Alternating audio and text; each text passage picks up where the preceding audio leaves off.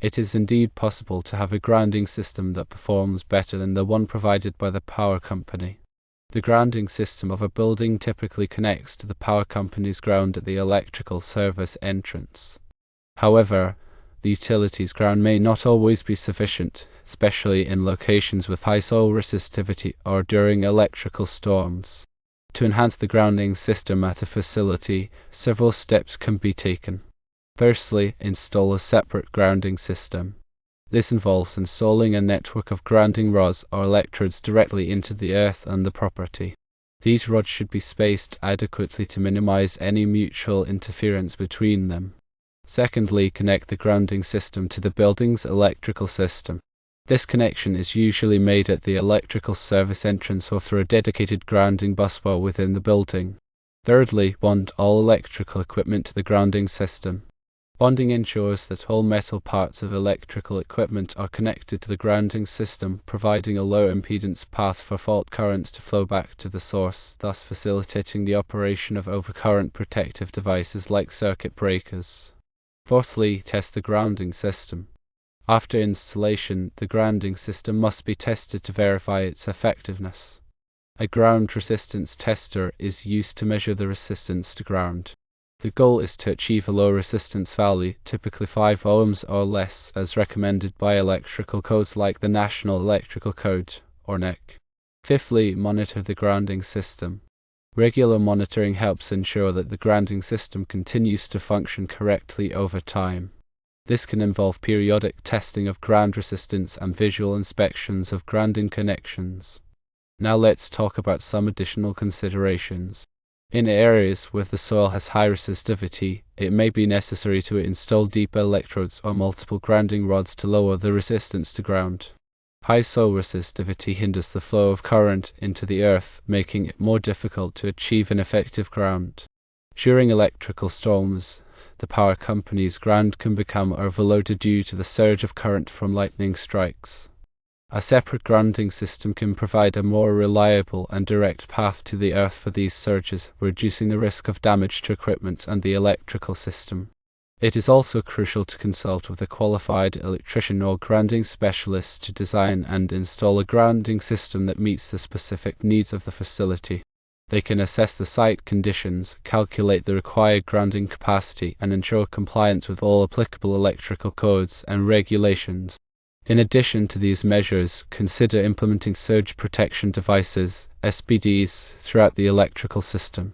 SPD are designed to protect sensitive electronic equipment from voltage spikes and surges that can occur during electrical storms or from other sources. They divert the excess voltage to ground, preventing it from reaching and damaging equipment. Ensure that the SPD are properly grounded to the grounding system for maximum effectiveness. Another important aspect of maintaining a good grounding system is to regularly inspect and maintain all grounding connections. Over time, connections can become loose or corroded, which can increase resistance and reduce the effectiveness of the grounding system. Check all connections for tightness and corrosion, and clean or replace them as needed. Furthermore, be aware of any changes to the electrical system or the surrounding environment that could affect the grounding system. For example, if new equipment is added to the system, it may be necessary to upgrade the grounding system to accommodate the increased load. Similarly, if there are changes to the soil conditions, such as excavation or construction, it could affect the effectiveness of the grounding system. By taking these steps, a facility can significantly improve its grounding system and protect its equipment from electrical damage during storms and other electrical events. A well-designed and maintained grounding system is an essential component of any electrical safety program. Let's delve a bit deeper into each of these aspects. When installing a separate grounding system, consider the type of grounding electrodes to use. Grounding rods are the most common type, and they are typically made of copper or copper-clad steel. The length and diameter of the rods will depend on the soil resistivity and the required grounding capacity. The deeper the rods are driven into the ground, the lower the resistance to ground will be. In some cases, it may be necessary to use ground plates or ground grids to achieve a low resistance. Ground plates are large metal plates that are buried in the ground, while ground grids are networks of interconnected conductors that are buried in the ground. These types of electrodes are typically used in areas with very high soil resistivity. When connecting the grounding system to the building's electrical system, it is important to use the correct size and type of conductors. The grounding conductor must be sized according to the size of the service entrance conductors, as specified in the NEC Table 250.66. The grounding conductor must also be insulated to prevent corrosion and ensure a reliable connection. When bonding all electrical equipment to the grounding system, it is important to use bonding jumpers to connect all metal parts of the equipment to the grounding system. Bonding jumpers must be sized according to the size of the equipment grounding conductors, as specified in the NEC Table 250.122. The bonding jumpers must also be installed in a way that provides a low impedance path for fault currents to flow back to the source. When testing the grounding system, it is important to use a ground resistance tester that is designed for measuring low resistances. The tester should be connected to the grounding electrode and to a remote ground reference electrode.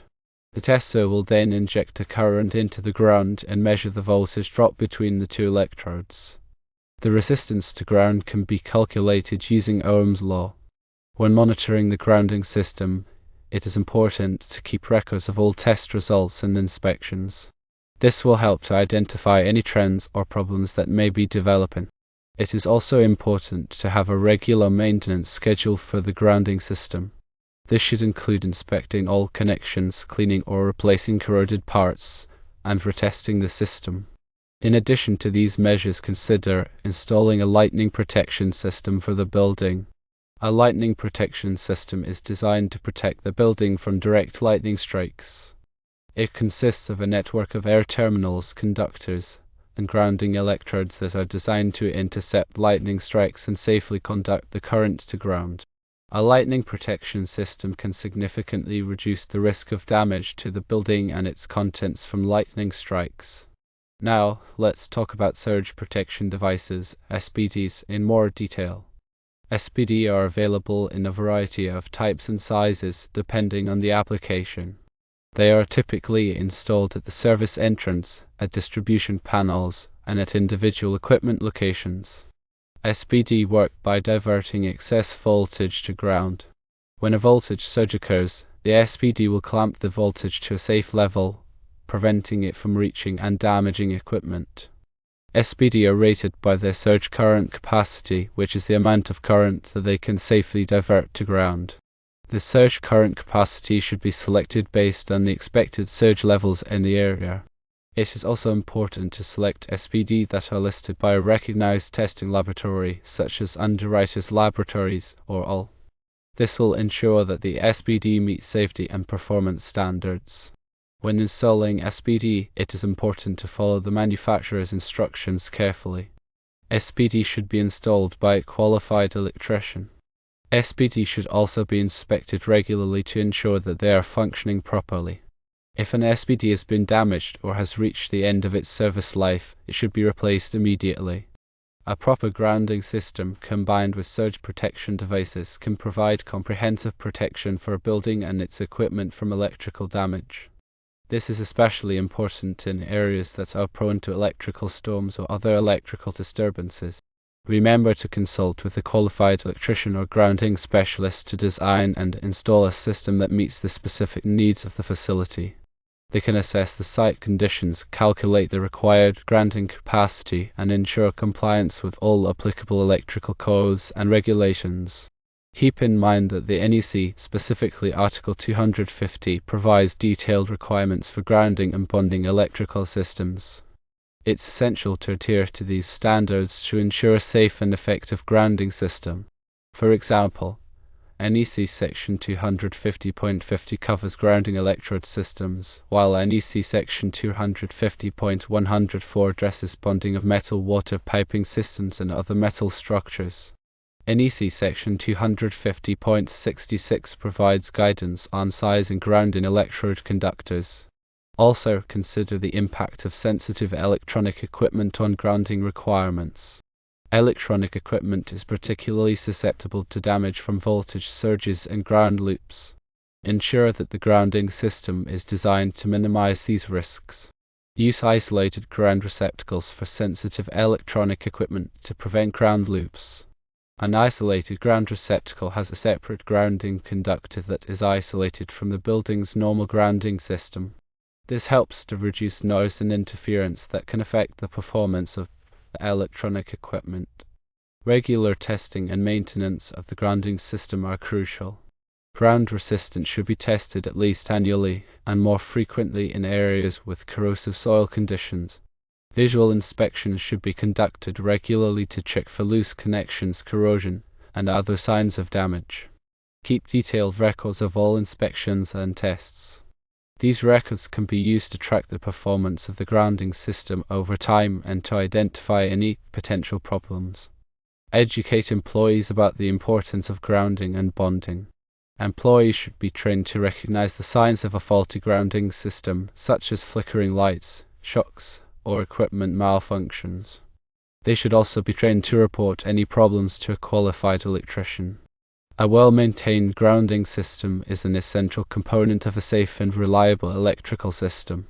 By following these guidelines, a facility can significantly reduce the risk of electrical damage and ensure the safety of its employees.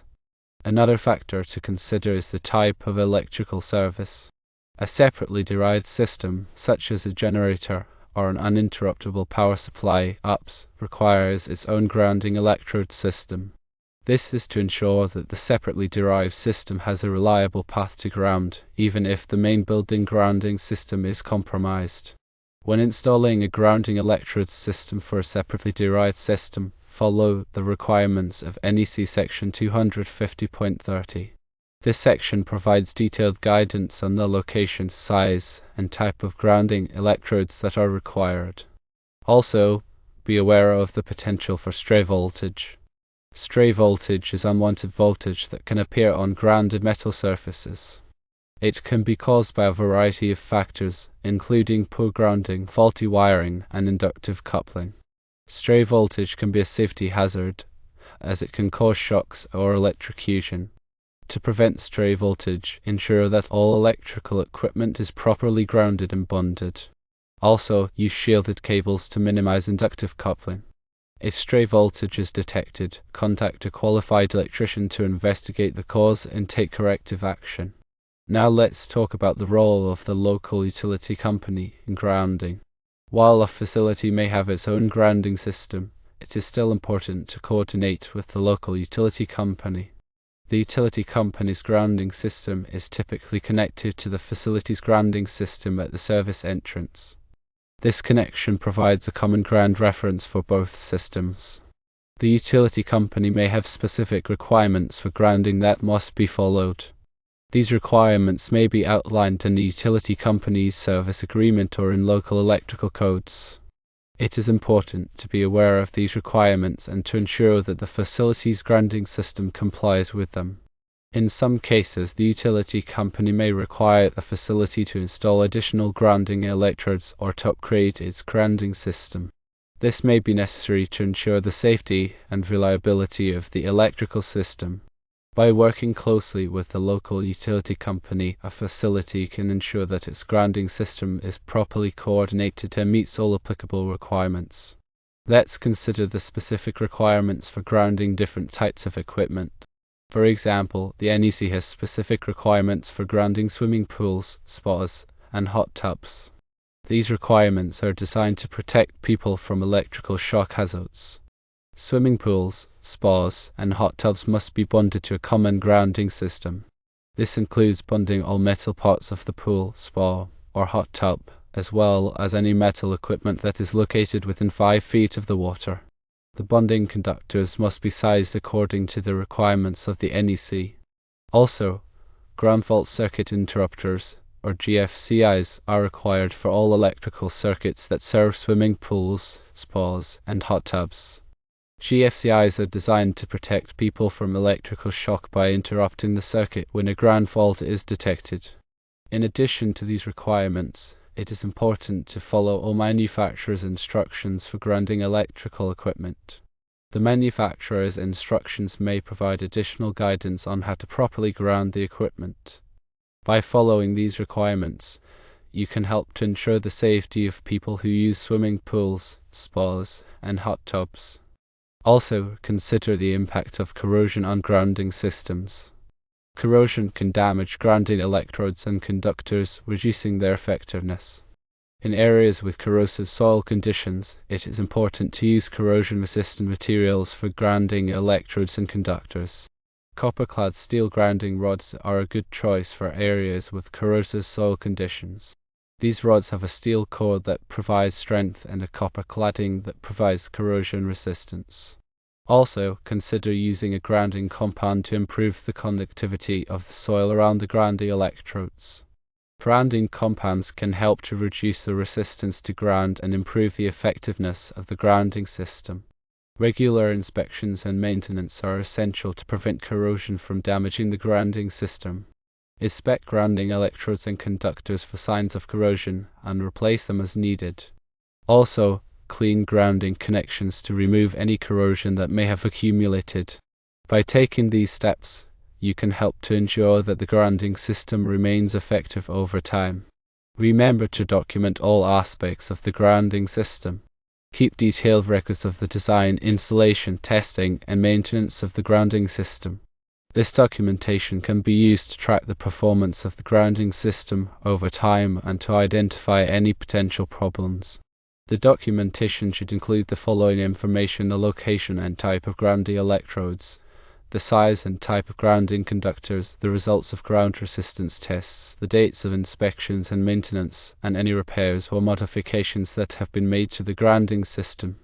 This documentation can be invaluable in troubleshooting grounding problems and ensuring the long-term effectiveness of the grounding system.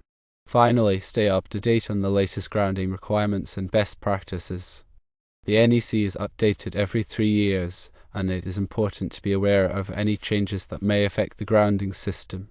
Also, attend training courses and seminars to learn about the latest grounding techniques and technologies. By staying informed, you can help to ensure that the grounding system is safe, reliable, and compliant with all applicable requirements. And with all this, the most important thing is to consult with a qualified professional.